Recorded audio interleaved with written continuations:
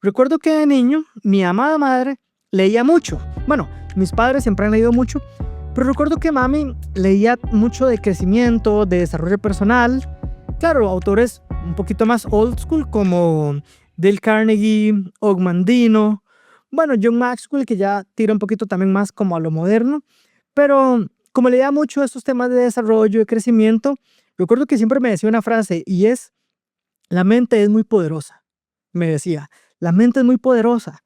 La actitud, el pensamiento positivo, va a ayudar mucho a que usted tenga éxito, a que le vaya bien, a que sea feliz, hay que mentalizarse positivo. Y me hablaba mucho de esto. Curioso, terminé siendo psicólogo, mucho de mi trabajo está alrededor de la mente humana y me gustaría que empecemos por cuestionar esta idea. ¿Es la mente muy poderosa?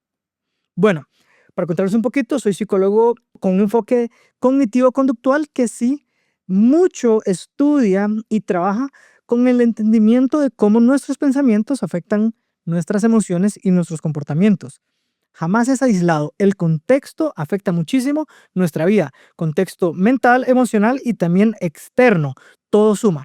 Pero sí, entender cómo nuestros pensamientos van a afectar el cómo nos sentimos y cómo actuamos es parte de lo que hacemos. Así que la respuesta de que si la mente es poderosa es sí. Ahora bien, ¿significa que con solo pensar positivo todo sale bien? No. Y ahí está el problema. Pensar positivo y visualizar positivo sirve, sí, si lo que estoy visualizando son los procesos y las acciones que voy a llevar a cabo para alcanzar los resultados deseados. Y esto hay evidencia. Pero por otro lado, también hay evidencia que si yo lo que hago es pensar positivo, enfocado en visualizar solo el resultado deseado, puede haber un efecto contrario. La mente es muy poderosa y si yo enfoco mis pensamientos en cómo voy a lograr estas metas que tanto deseo, me voy a predisponer positivamente a la acción y es más probable que haga las acciones correctas para alcanzar dichos resultados deseados. Pero por el contrario, si yo pienso muy positivo solo en el resultado que quiero y no en el cómo, me podría pasar al revés. Entonces, yo manifiesto que en el 2025 o en el 26 voy a tener mi primer BM que voy a sacar de agencia, además voy a tener cuadritos y además voy a ir a conocer Europa. Y lo manifiesto y lo visualizo y lo creo. Mm, Cuidado con eso, porque si solo pienso en los cuadritos y en el carro y en el viaje, pero no en el ahorro, no en los ejercicios, no en el proceso para llegar ahí, puede que más bien me vaya muy mal. Y eso es lo que llamamos pensamiento mágico en psicología cognitiva. Pensar algo y creer que porque ya lo pensé o lo vi sin entender cómo se hace o sin tener realmente las habilidades o competencias para creer que me va a ir bien y no funciona así. Y sí quiero ser honesto, esto no es culpa suya. Esto nos lo enseñaron mal una vez más los gurús de la psicología y de la vida que no tienen ciencia y que no tienen ética.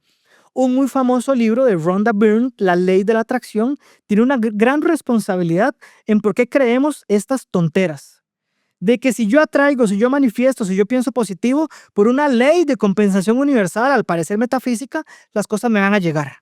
Pero no es cierto. Dirán que es ciencia. ¿Cómo ciencia? La ciencia requiere un proceso de investigación riguroso con una serie de variables a tomar en cuenta para establecerse como ciencia, para establecer que es teoría científica. Y no, se los digo, no, nada de la ley de la atracción tiene ese tipo de proceso científico de fondo. Por el contrario, tal vez una persona puede decir, uy, yo leí el libro y yo empecé a practicar esto, a atraer, a llamar lo positivo a mi vida y sí, me fue bien. Si me presentó una oportunidad, incluso me gané un carro en la rifa. Bueno, probablemente esto es la gran excepción. Esto es una experiencia anecdótica, esto no es evidencia empírica. Mucho cuidado con esto. Si yo creo que yo manifesté y entonces tuve este gran viaje y ahora digo, sí, claro, la ley de la manifestación es una ley real que a todos les aplica. Y si no, y si el 80 o 90% de los que manifestaron lo mismo no les pasó, no deberíamos cuestionar esa supuesta ciencia. No, la mente no es mágica. Puede ser poderosa para llevarme a acciones, pero no para llamar cosas externas y que me pasen solo porque sí, como si fuera mágica. De hecho, menciono esto porque he escuchado en la actualidad mucho esta palabra manifestar. Manifiesta y las cosas van a llegar. No es casualidad que muchas veces a los que les llegan estas manifestaciones son tal vez gente de muchos recursos y privilegios económicos. Claro, manifesté y conocí a Europa. Bueno, pues el salario de su papá lo hizo. Pero hay un montón de personas que están manifestando y no pueden, porque no tienen esos privilegios y no tienen esas facilidades. Entonces, el pensamiento mágico por defecto, no es científico, no es ético. Y divulgar estas ideas no es ético y no es científico. Mucho hablamos incluso ahora de la programación neurolingüística y suena muy bonito, ¿verdad? Que yo me programo con mis palabras, con mis acciones y eso me va a traer grandes resultados. No es lo mismo que manifestar, hay ciertas diferencias, pero bueno, al igual que lo otro, no hay fundamento científico, no hay rigurosidad en la investigación para definir estadísticamente que sí, que las técnicas de programación neurolingüística sirven. No tienen nada de laboratorio detrás y ese es el problema.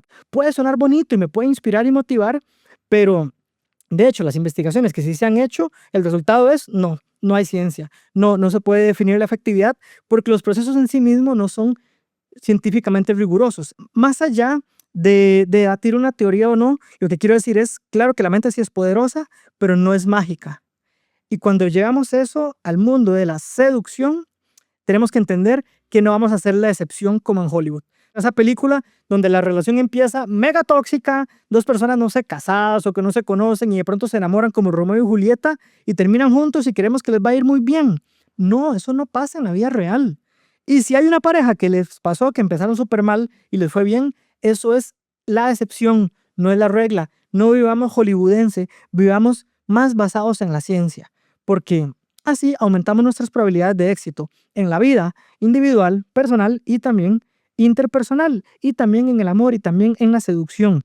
Mi invitación es a que dejemos de lado un poco las ideas mágicas y pensemos qué nos dice la ciencia del comportamiento humano, cómo nuestras creencias y nuestros pensamientos sí tienen mucho poder, pero cómo funciona efectivamente el poder de la mente. Y para esto hay un trabajo muy importante de Albert Ellis, que fue un gran psicólogo, que habló de la terapia racional emotiva conductual haciendo un resumencito, y eso es algo que quienes vienen a consulta conmigo probablemente lo han practicado, lo que llamamos autorregistros ABC. Entender, como les decía hace un rato, que en la vida habrán situaciones, pero no son las situaciones las que me van a llevar exactamente a sentir o a actuar de una determinada manera, sino la forma en que yo pienso esas situaciones. Lo dividimos en A, B, C. A, la situación que me ocurre. Le escribí a una chica por Instagram y no me respondió, me dejó en visto. Esa es una situación, pero depende de lo que yo piense, va a definir, que ese es el punto B, definiría el punto C, que es la emoción y la acción. Si en el pensamiento yo digo, soy feo, soy tonto, en efecto no debería haberlo intentado porque siempre me van a decir que no, claro, ¿cómo me voy a sentir? Acomplejado, inseguro. ¿Qué hago? Dejo de intentarlo. Cierro las redes, no le hablo nunca a nadie más. Pero no fue por el rechazo de ella o porque me gustó, fue por el pensamiento que tuve. Por el contrario, si ante la misma situación, bueno, le escribí a un chico, no me dio bola, ni me respondió o me dejó responder, pero el pensamiento es, ok, no hubo química, seguro no había atracción, habrá otros con los que sí conecte.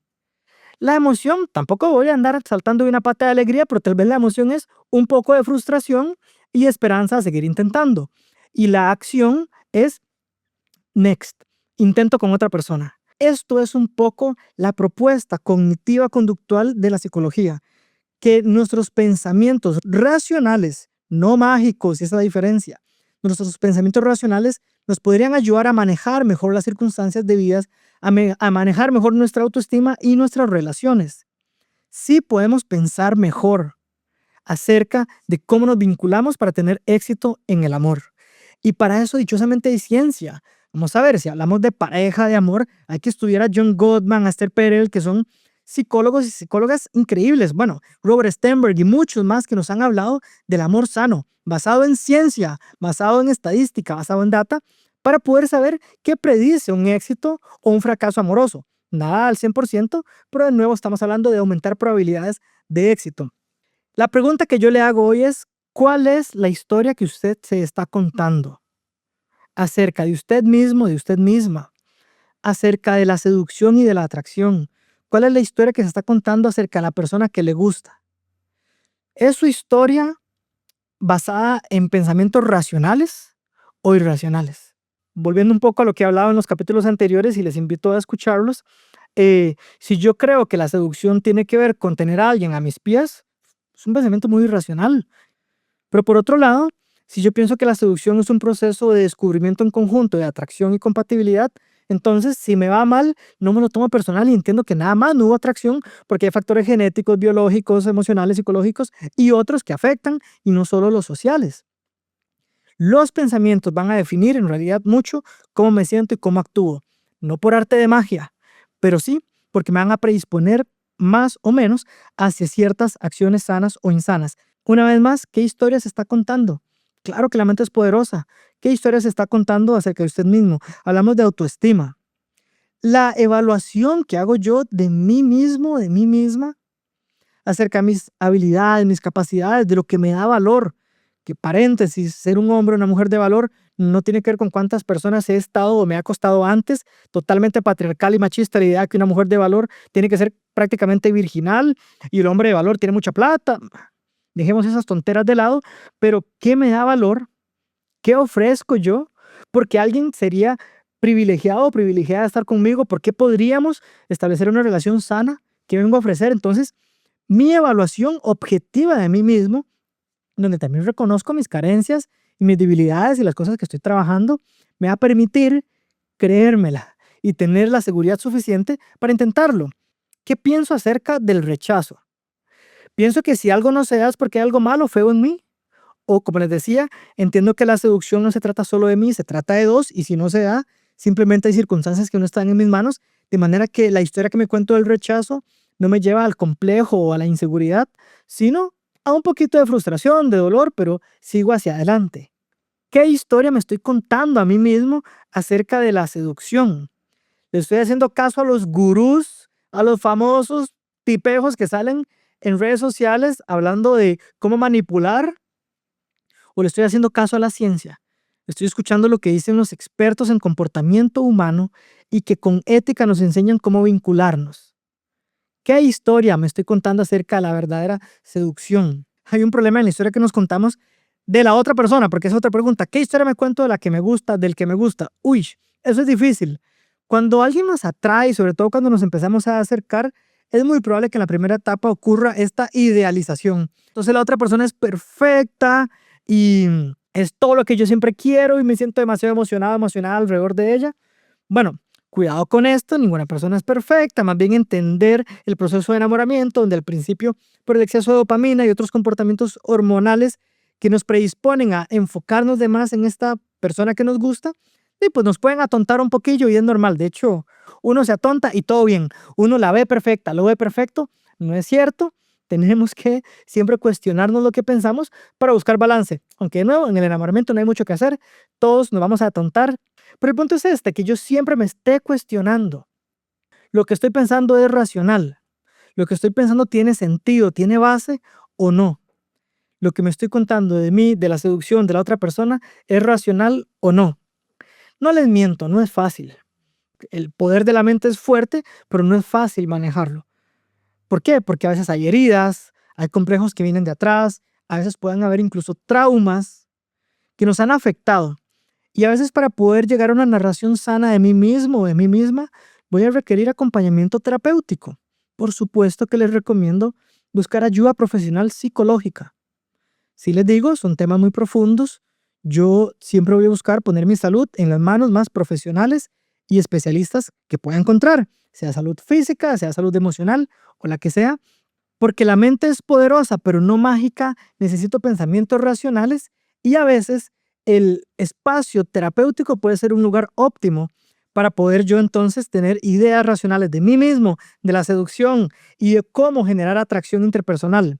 Esto implica que no solo, escúchenme, no solo voy a visualizar y manifestar que va a llegar esta persona físicamente guapísima y llena de responsabilidad afectiva y madurez y nos va a ir súper bien.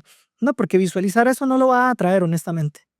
Pero tal vez, si voy a visualizar que ahora voy a trabajar mi autoestima, que si necesito terapia voy a ir, voy a superar algunos complejos, voy a aprender y desarrollar y fortalecer habilidades sociales que me permitan tener un mejor desempeño a la hora de conocer a alguien, voy a visualizarme haciendo las cosas. No solo me voy a visualizar con los cuadritos, me voy a visualizar levantándome temprano, yendo al gym y comiendo un poquito mejor. No me voy a visualizar solo con la persona perfecta de la mano, sino que me voy a visualizar aprendiendo los principios del amor. Como decía Eric Fromm, el amor es un arte y hay que aprender los principios y ponerlos en práctica para hacerlo muy bien.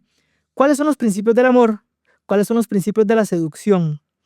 Entender esto, claro que ahora sí le da mucho poder a la mente, porque tengo las ideas correctas que me llevan a las acciones saludables.